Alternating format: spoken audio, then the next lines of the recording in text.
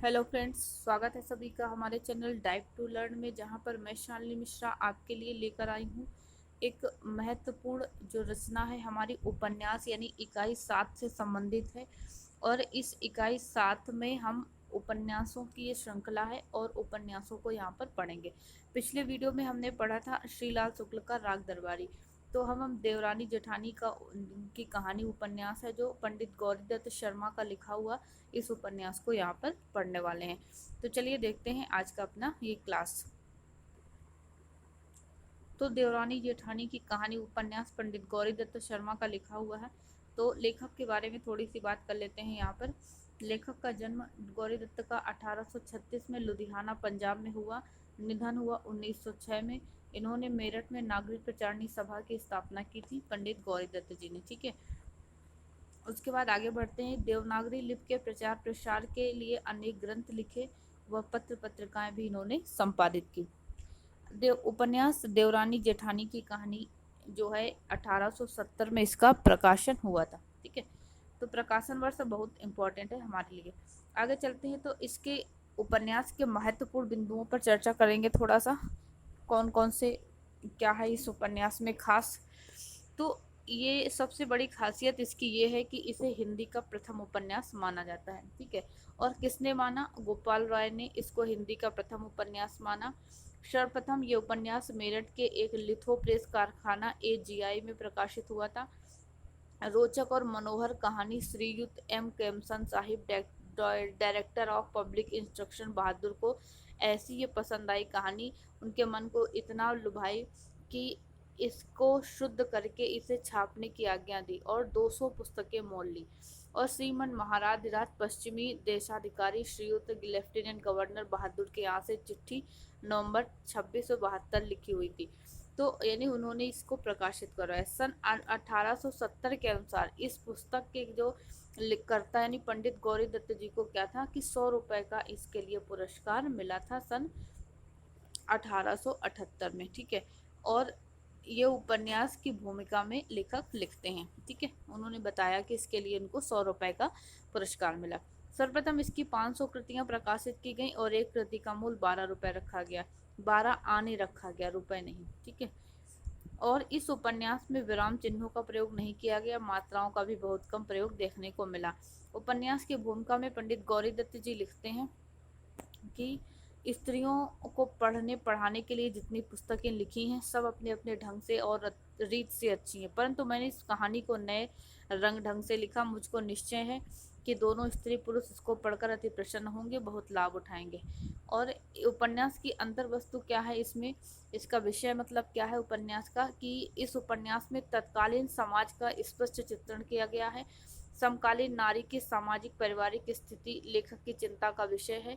बाल विवाह, विवाह में फिजूल खर्ची, वृद्धों और बहुओं की समस्याएं, नारियों की आभूषण प्रियता, स्त्री शिक्षा, ये सभी समस्याएं इसमें हमें देखने को मिलती हैं। तो 150 साल पूर्व यानी संक्रमणकालीन भारत की संस्कृति को जानने के लिए हमें देवरानी जेठानी की कहानी को पढ़ करके यानी वही ये साधन अच्छा हो सकता है। यानी अगर हम भारत की 150 साल पुरानी संस्कृति को जानने की कोशिश करते हैं तो हम देवरानी जेठानी उपन्यास को पढ़ लें, ये अच्छा साधन हो सकता है हमारे लिए। ठीक है, तो पंडित गौरी दत्त जी ने भूमिका में स्पष्ट किया कि रचना स्त्री शिक्षा के लिए इसकी की उन्होंने। ठीक है, और पुनर्जागरण से ये उपन्यास सीधा जुड़ा था, जिसमें क्या था, बाल विवाह, अशिक्षा, विधवा विवाह, इन सभी समस्याओं को लेखक ने इसमें उठाया। यानी इस नाटक का जो उद्देश्य है वो सुधारवादी उद्देश्य कहा जाएगा। उपन्यास के पात्रों की अगर बात कर लेते हैं हम, तो पात्रों में सर्वसुख नाम के बात का मुख्य पात्र एक आता है। मेरठ का अग्रवाल बनिया होता है। इसके माँ बाप पिछले हैजे में इसको 5 वर्ष का यानी छोड़कर मर गए थे, और इनके 2 लड़कियां हुई, फिर 2 लड़के हुए। जो इनकी लड़कियां हैं, जो पार्वती एक आते हैं उपन्यास में, तो सर्वसुख की बड़ी बेटी होती है, विवाह जिसका दिल्ली में होता है। सुखदेई छोटी बेटी होती है, इसकी मंगनी बंसीधर कबाड़ी के यहाँ हापुड़ में होती है। दौलत राम इनका पुत्र, कन्हैया पुत्री इनकी मूलिया दौलत राम की। ठीक है, छोटे लाल छोटे छोटे पुकारने के कारण इसका नाम छोटे लाल पड़ गया। और इनके 2 पुत्र नन्हे और मोहन थे। आनंदी छोटे लाल की पत्नी होती है। बड़े बेटे दौलत राम की पत्नी का नाम उपन्यास में नहीं दिया गया। ठीक है, और जेठानी से संबोधित किया गया है। तो इस तरीके से। और अगला पात्र है मुंशी टिकट नारायण व हर्षहाय, शहर के अमीर लोग हैं, सर्वसुख के यहाँ इनका उठना बैठना होता है। ये पात्र हैं इस उपन्यास के। उपन्यास की कथा वस्तु की बात करते हैं तो मेरठ में सर्वसुख लाल का एक जो अग्रवाल बनिया था, इसके माँ बाप हैजे में मर जाते हैं, मतलब मौत हो जाती है। तब इसकी अवस्था 5 वर्ष की थी। चाचा ने पालन पोषण किया। सर्वसुख लाल पहले गलियों में फेरी लगाते थे, बाद में परचून किराना की दुकान खोल ली। व्यापार इनका अच्छा चलता था। शहर के अमीरों का इनके यहाँ उठना बैठना था। इनके 2 लड़कियां और 2 लड़के थे। नाम यानी जो अभी हमने देखा पात्रों में इनके नाम पढ़ लिए। और बड़ा बेटा पिता के कारोबार में लग गया, छोटा बेटा पढ़ाई करने लगा। लेकिन छोटी बेटी मिसरानी से नागरी पढ़ने लगी। छोटी बेटी जो मिसरानी थी उससे नागरी भाषा पढ़ने लगी, लिपि पढ़ने लगी। बड़ी बेटी की शादी दिल्ली में हो गई। दोनों बेटों के भी विवाह हो गए। छोटे लाल की पत्नी पढ़ी लिखी थी, दौलत राम की पत्नी अनपढ़ थी, इसलिए वह देवरानी आनंदी व नंद सुखदेई से ईर्ष्या करने लगी थी। और बाद में छोटी बेटी ससुराल चली जाती है। तो उसके बाद जेठानी ईर्ष्यालु व लड़ाकू प्रवृत्ति की औरत होती है। उसका स्वार्थी यानी प्रवृत्ति के कारण, यानी उसके जो स्वार्थी प्रवृत्ति होती है उसके कारण माता पिता की मृत्यु के बाद दोनों भाइयों का बंटवारा हो जाता है। हवेली छोटे लाल व दुकान दौलत राम के पक्ष में आती है। बंटवारे के बाद जेठानी हवेली की खिड़कियों के किवाड़ और चौखट उतार कर ले जाती है। तो ये इसकी कहानी है इस उपन्यास की। ठीक है, प्रमुख कथन है तो देख लेते हैं। भाव चढ़ा देखता तो 1000 का नाशपात लेकर दुकान में डाल देता और फायदा देख उसे बेच डालता। ब्याज बट्टे और गिरवी पाते की भी उसे बहुतेरी आमदनी थी। हाट हवेली धन दौलत दूध पूत परमेश्वर का दिया सब कुछ था, और ये उसने अपने पुरुषार्थ से किया। बोलचाल के शब्दों का लेखक ने प्रयोग किया। दूसरा है छोटे लाल तो मदरसे में बिठाए गए दौलत राम लाला के साथ दुकान जाने लगा। सुखदेव मिश्रानी से नागरी पढ़ने लगी। जब वह सायंकाल को सारे दिन का थका हारा आता, नून तेल का झींकना लेकर बैठती। कभी कहती मुझे गहना बना दे, रोती झींकती, लड़ती भिड़ती, उसे रोटी ना करने देती, रोटी ना करने देती और कहती कि फलाने की बहू को देख, गहने से लद रही है, उसका मालिक नित नई चीज लावे है। अगला कथन है इसका कि नन्हे की सगाई कई जगह से आई, पर छोटे लाल और उसकी बहू ने फेर दी और ये कहा कि 15-16 वर्ष का होगा तब वह विवाह सगाई करेंगे। यानी बाल विवाह की समस्या का विरोध यहाँ पर लेखक ने दिखाया।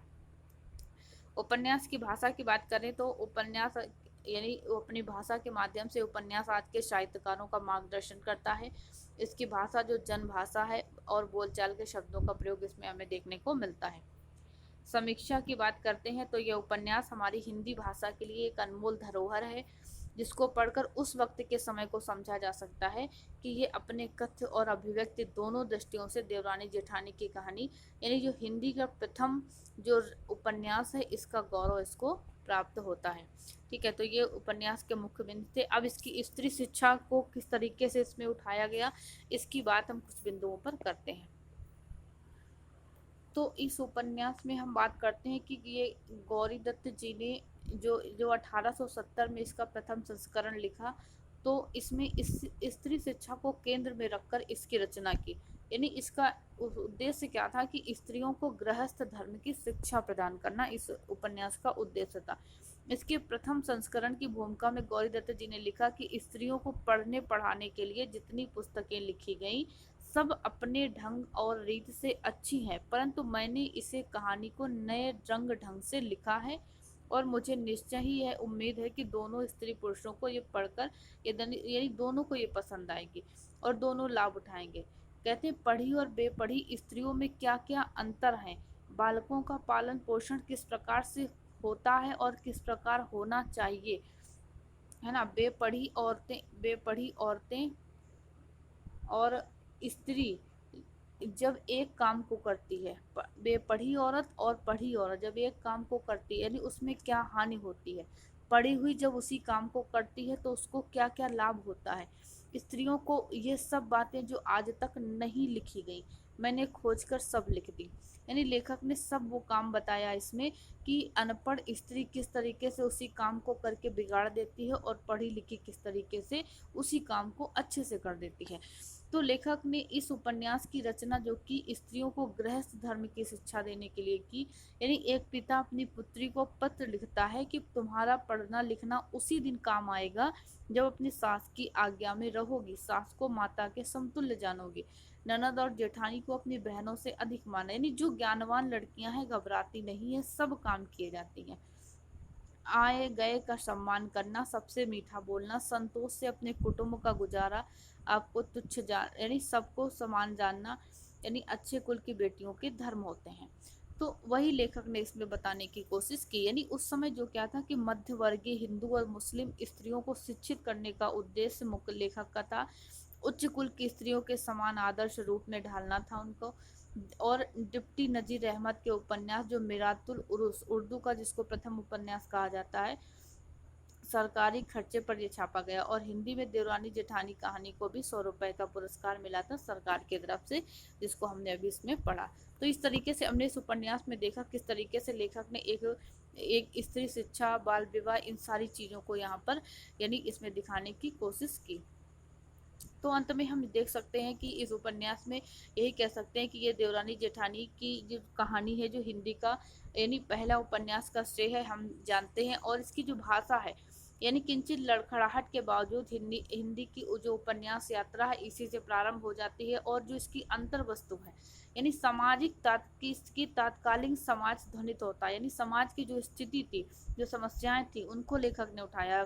जैसे बाल विवाह, विवाह में फिजूल खर्ची, आभूषण प्रीता, बंटवारा, वृद्धों बहुओं की समस्याएं, है ना, ये सारी चीजें लेखक दिखाता है। और तो इस तरीके से हम ये देख सकते हैं कि इस कृति का जो उद्देश्य है वो सामने मुखर होकर सामने आता है। इसका वैशिष्ट्य यही है कि ये कहीं भी आरोपित नहीं है। और यानी 150 साल पूर्व जो संक्रमणकालीन भारत की जो संस्कृति है, तो अगर हमें उसको जानना है तो हमें देवरानी जेठानी उपन्यास को जरूर पढ़ना चाहिए। तो चलिए मिलते हैं कल फिर महत्वपूर्ण टॉपिक दूसरा कोई लेकर के, दूसरा उपन्यास लेकर के। तो ये उपन्यास जिसके महत्वपूर्ण बिंदुओं पर हमने चर्चा की, उम्मीद करते हैं परीक्षा की दृष्टि से इसमें आपको काफी लाभ होगा। मिलते हैं कल फिर एक दूसरे उपन्यास के साथ। Thank you.